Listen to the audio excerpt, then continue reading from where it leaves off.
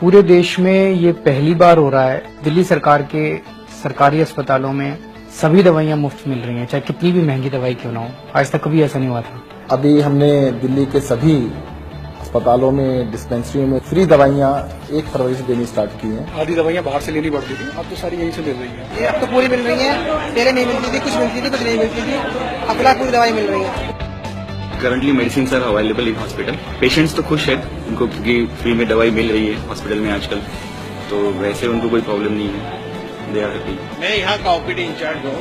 पहले क्या होता था कि सारे दवाइयाँ हमें नहीं मिलता था, कुछ दवाइयाँ बाजार से भी खरीदना पड़ता था। पहले डॉक्टर लिखते थे तो वो 1-2 दवाई मिलती थी, बाकी 1-2 यहाँ मिलती थी, बाकी बाहर से मिलती थी, और अब दवाई मिल रही है। और पहले जब आप सरकारी हॉस्पिटल में जाते थे ना, 10 दवाइयां अगर डॉक्टर लिखता था, 1 मिलती थी, बाकी कहते थे 9 बाहर से ले लेना। अब हमने ये इंश्योर किया है, सारे डॉक्टर्स को कहा है कि जितनी दवाइयां डॉक्टर लिखे हैं वो सारी दवाइयां अस्पताल में मिलनी चाहिए।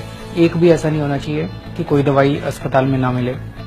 हमारे अस्पतालों में ब्लड टेस्ट सारे मुफ्त किए जा रहे हैं। सर पहले पैसे लगते थे ब्लड टेस्ट कराने के, हर टेस्ट के, अब फ्री में होता है और सुविधाजनक होता है।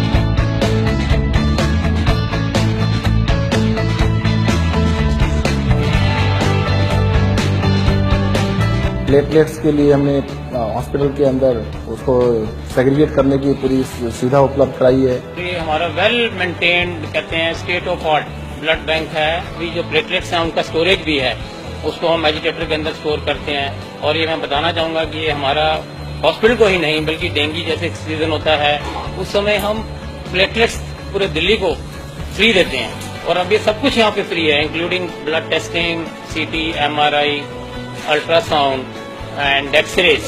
All the tests and including all the medicines are given free to the patient.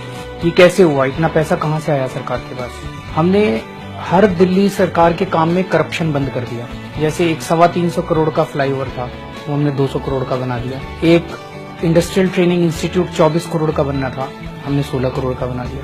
तो ये जो इतना सारा पैसा हम बचा रहे हैं दूसरे कामों में, उससे हम लोगों ने ये दवाइयां मुफ्त कर दी हैं और इससे गरीबों को, मिडिल क्लास के लोगों को बहुत फायदा हो रहा है। अभी हमने मोहल्ला क्लिनिक्स खोलने स्टार्ट किए हैं। 100 के करीब मोहल्ला क्लिनिक हम खोल चुके हैं। वहाँ पर भी सभी लोगों को कंसल्टेशन फ्री दी जा रही है, टेस्ट भी फ्री कर रहे हैं, दवाइयाँ भी मुफ्त मिल रही है। दिल्ली में सरकार ने अभी 3 टियर सिस्टम बनाया है। पहले लेवल पर मोहल्ला क्लिनिक होंगे, उसके बाद पॉली क्लिनिक्स खोल रहे हैं। तो दिल्ली के अंदर ऐसे हम लगभग 23 पॉली क्लिनिक ऑलरेडी खोल चुके हैं।